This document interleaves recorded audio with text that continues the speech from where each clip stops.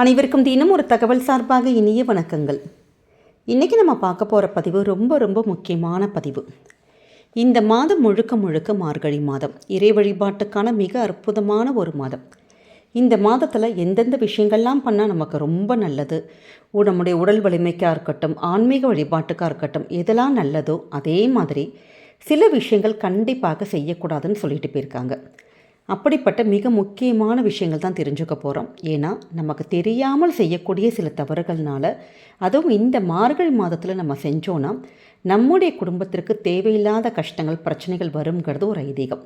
அப்படிப்பட்ட பதிவு தான் இது. பதிவுக்குள்ளே போகிறதுக்கு முன்னாடி நம்முடைய சேனலை சப்ஸ்கிரைப் பண்ணாமல் பார்த்துட்ருக்கவங்க கண்டிப்பாக சப்ஸ்கிரைப் பண்ணிக்கோங்க. அப்போ தான் எங்களுடைய எல்லா நல்ல நல்ல பதிவுகளுமே உங்களுக்கு உடனுக்குடனே வரும். இப்போ பதிவை பார்க்கலாம்.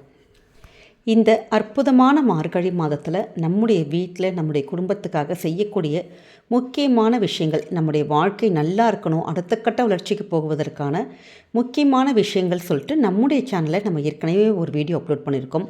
கண்டிப்பாக பார்க்காத தோழிகளோ தோழர்களோ அந்த பதவியை போய் பாருங்கள். ஏன்னா சின்ன சின்ன விஷயங்கள் நம்ம இந்த மார்கழி மாதத்தில் எது செஞ்சாலுமே நமக்கு கோடி பலன்கள் தேடி வருங்கிறது ஒரு ஐதீகம் இருக்குது. இந்த மாதம் முழுக்க நம்ம நிச்சயமாக இறை வழிபாட்டில் கவனம் செலுத்தணுங்கிறதுனால தான் நம்முடைய முன்னோர்கள் நிறைய விஷயங்கள் நமக்கு இந்த மாதத்தில் செய்யக்கூடிய விஷயங்கள்லாம் சொல்லிட்டு போயிருக்காங்க.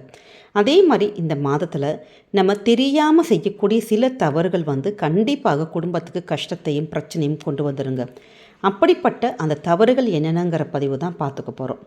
இப்போ இந்த மாதத்தில் நம்ம ஏற்கனவே சொல்லியிருக்கோம், காலையில் எழுந்திரிச்சு அந்த அதிகாலை நேரத்தில் பிரம்ம முகூர்த்த நேரத்தில் கோலம் போடுறதுங்கிறது ரொம்ப ரொம்ப விசேஷம். ஏன்னா காலையில் வரக்கூடிய அந்த ஓசோன் படலத்திலிருந்து வரக்கூடிய ஆக்சிஜன் ஆனது அந்த காற்று நல்ல சுத்தமாக இருக்கும், நம்மளுடைய உடம்புக்கு ஆரோக்கியத்துக்கு ரொம்ப பலவித நன்மைகள் தருங்கிறதுனால தான் நம்ம காலையில் இப்படி அதிகாலையில் கோலம் போடுறோம். அது மட்டும் இல்லாமல் அந்த கோலம் போடுறப்போ கூட பச்சரிசி மாவால் கோலம் போடுறது விசேஷம்னு சொல்லியிருந்தோம். ஏன்னா ஒரு உயிருக்கு ஒரு தானம் கொடுத்ததற்கான ஒரு பலன் கிடைக்கும். ஆனால் நிறைய பேர் செய்யக்கூடிய தவறுகள், நமக்கு காலையில் எழுந்திரிச்சு நம்ம நிறைய மேக்ஸிமம் ஒர்க்கிங் உமன்ஸ் தான் இப்போ நிறைய பேர் இருக்காங்க. அப்படி நம்முடைய வேலைக்கு போக்குறதுக்காக இருக்கட்டும், இல்லை குழந்தைகளை கிளப்பணும், கணவரை ஆஃபீஸ் கிளப்பணுங்கிறனால அந்த ஒரு அவசர காரணம் காலையில் எழுந்திரிச்சு எங்களுக்கு கோலம் போட முடியல அப்படிங்கிறவங்க நிறைய பேர் பண்ணக்கூடிய தவறுகள், ராத்திரி 10 மணி ஒரு 11 மணி போலேயே வாசல் தெளித்து கோலம் போட்டு ராத்திரி அப்படி படுக்க போயிடுறாங்க. ஆனால் இது முற்றிலும் ரொம்ப ரொம்ப தவறான ஒரு விஷயங்க. நமக்கு காலையில் எந்திரிக்கக்கூடிய முழு பர்பஸ் என்னன்னு கேட்டிங்கன்னா, அந்த அதிகாலையில் வரக்கூடிய நமக்கு அந்த ஆக்சிஜனும் காற்றும் நமக்கு கிடைக்கணுங்கிறதுனால தான் இந்த மார்கழி மாதத்துடைய இந்த பிரம்ம முகூர்த்த நேரம் ரொம்ப ரொம்ப முக்கியமான ஒரு நேரமாக கருதப்படுது.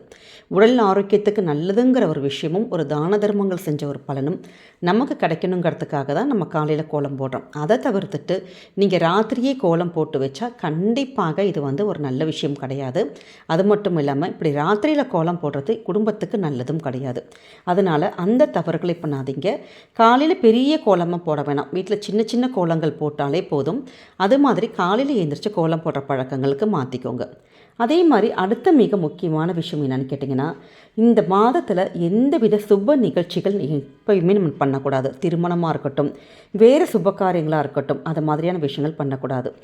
ஏன் நம்முடைய வயல்வெளியில் நம்முடைய இதெல்லாம் இருக்குது பார்த்திங்கன்னா, கிராமப்புறங்களில் விதைகள் கூட விதைக்க மாட்டாங்களாம். ஏன்னா எந்த ஒரு விதைகளையும் இந்த நேரத்தில் நம்ம பயிரிட்டோம்னா கண்டிப்பாக அது முளையாதுங்கிறதுனால தான் விதைகள் கூட விதைக்க மாட்டாங்க. அதனால தான் தை மாதத்தில் தான் நம்ம விதைப்பாங்க.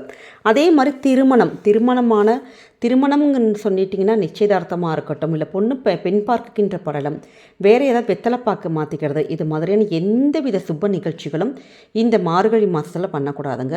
அதே மாதிரி அதையும் மீறி நிறைய பேர் இந்த திருமணங்கள் பண்ணோன்னா நமக்கு அவங்களுக்கு கணவன் மனைவி உறவாகி அப்படி அவங்களுக்கு பிறக்கக்கூடிய அந்த குழந்தைகள் ஆரோக்கியமாக இருக்காதுங்கிற அந்த ஒரு காரணத்தால் தான் இந்த திருமணங்கள் சுப நிகழ்ச்சிகள் நடத்தக்கூடாது அப்படின்னு சொல்லிட்டு ஒரு ஐதீகம் இருக்குது. அதே மாதிரி செய்யக்கூடாத தவறுகள் என்னென்னு கேட்டிங்கன்னா, வீடு மாற்றுறது, புதுசாக ஒரு வீட்டுக்கு போகிறது, குடி போகிறது, புது புது இடங்கள் ரெஜிஸ்ட்ரேஷன் பண்ணுறது, ஒரு வண்டி வாகனமாக இருக்கட்டும், இல்லாட்டி ஒரு இடமா இருக்கட்டும், அது மாதிரியான விஷயங்கள், புதிய இடங்கள், புது பொருட்கள், இது மாதிரிலாம் வாங்கிறது நிச்சயமாக இந்த ஒரு மார்கழி மாதத்தில் கண்டிப்பாக தவிர்க்கணும். அதே நேரம் நம்ம குழந்தைங்களுக்கு மொட்டையெல்லாம் அடிப்பாங்க பார்த்திங்களா, அந்த விஷயங்கள் கூட இந்த மார்கழி மாதத்தில் செய்யக்கூடாதுன்னு சில ஐதீகங்கள் இருக்குது. அதனால் இந்த தவறுகளை வந்து நம்ம தெரியாமல் கூட செய்யக்கூடாதுங்க. அடுத்தது மிக முக்கியமான ஒரு விஷயம் என்னான்னு கேட்டிங்கன்னா, சூரிய உதயத்துக்கு அப்புறமேட்டு வீட்டில் தூங்கக்கூடாதுங்கிற ஒரு விஷயம்தான். இந்த விஷயம் நிறைய பேர்த்துக்கு அப்படியே ஷாக்காக இருக்கும். ஏன்னா வந்து எல்லாருமே வந்து காலையில் சூரிய உதயத்துக்கு அப்புறம் நிறைய பேர் தூங்குகின்ற பழக்கங்கள் இருக்கும். அப்படி சூரிய உதயத்துக்கு அப்புறமேட்டு நம்ம எதற்காக தூங்கக்கூடாது அப்படிங்கிறோன்னா, அந்த சுத்தமான ஒரு காற்று நம்மளும் சுவாசிக்கணும், நம்முடைய உடல் ஆரோக்கியத்துக்கு நல்ல பலன்கள் கிடைக்கும். அது இல்லாமல் இந்த மார்கழி மாதத்துடைய அந்த நேரத்தில் வந்து நிறைய கோவிலில் பஜனைகள், பூஜைகள், அந்த இறை அருள் நமக்கு கிடைக்கணுங்கிறதுக்காக தான் நம்ம சூரிய உதயத்துக்கு அப்புறம் தூங்கக்கூடாதுங்கிற ஒரு ஐதீகம் கொண்டு வந்தாங்க. அதனால் கூடுமான வரைக்கும் அந்த ஒரு விஷயத்தையும் நீங்கள் பார்த்துக்கோங்க. அதே மாதிரி இந்த ஒரு மாதம் முழுக்க நம்ம சைவ உணவுகள் சாப்பிட்றதுங்கிறது ரொம்ப ரொம்ப நல்லது. அசைவ உணவுகள் கண்டிப்பாக தவிர்க்கணும்.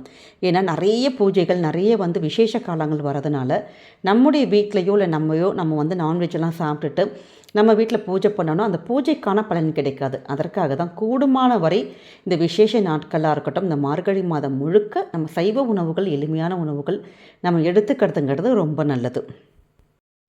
நிறைய பேருக்கு ஒரு சந்தேகம் வரும். நம்ம புது வீட்டுக்கு தானே குடி போகக்கூடாது, வாடகை வீட்டுக்கு இல்லாட்டி ஒத்திக்கு இது மாதிரி நம்ம குடி போகலாமா அப்படின்னு நினப்பாங்க. ஆனால் அது மாதிரியான அந்த வாடகைக்கு போகிறதா இருக்கட்டும், ஒத்திக்கு போகிறதா இருக்கட்டும், இது மாதிரி வீடு மாறி செல்லுவதுங்கிறது கூடாது.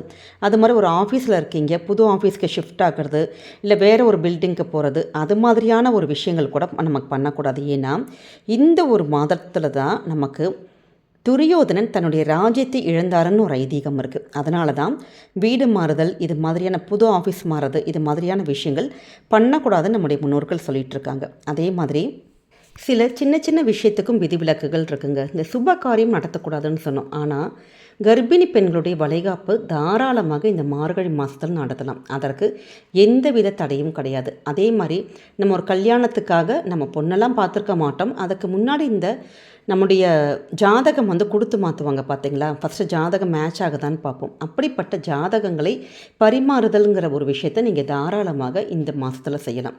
இது மாதிரியான சின்ன சின்ன விஷயங்கள், சின்ன சின்ன டிப்ஸுகளை வந்து நீங்கள் ஃபாலோ பண்ணி இந்த மார்கழி மாதத்தில் செஞ்சு பாருங்கள். கண்டிப்பாக குடும்பத்தில் பல நல்ல விஷயங்களும் நல்லதுமே நடக்கும். நம்ம தெரியாமல் பண்ணக்கூடிய சில சின்ன சின்ன தவறுகளால் குடும்பத்துக்கு பிரச்சனைகள் வராமல் நம்ம குடும்பத்தை பார்த்துக்கிறது நம்முடைய கடமை தானே. அதனால் நிச்சயமாக இந்த டிப்ஸ் உங்களுக்கு கண்டிப்பாக பிடிச்சிருக்கும்னு நினைக்கிறோம்.